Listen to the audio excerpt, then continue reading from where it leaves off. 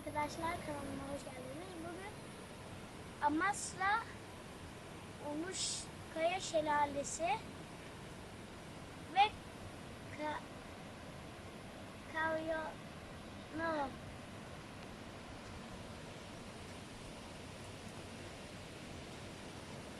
Burası küçük şelalesi.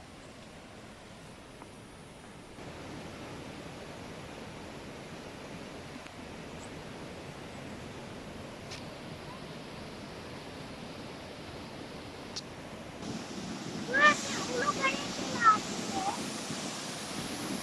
Bu dağdan çıkıyor.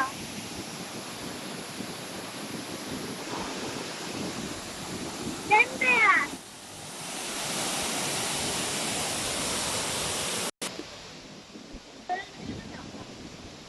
Şimdi Zonguldak'ta yolculuğumuza devam edeceğiz.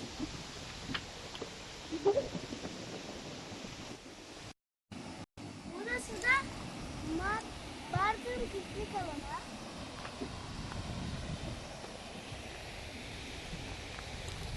Biz burada pikniğimizi yaptık bile.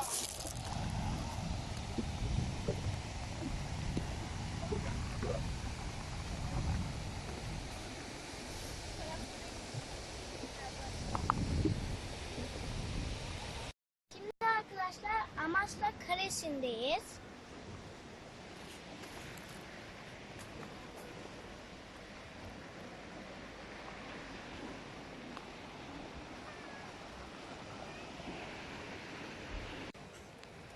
Çok güzel bir yer bir de burası. Denizin sonra. Şimdi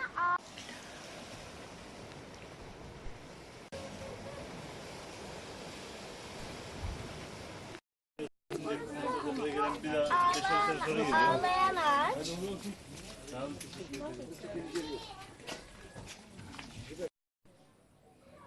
Çok yol yürüdük ve ağlayan ağaç kuru çıktı.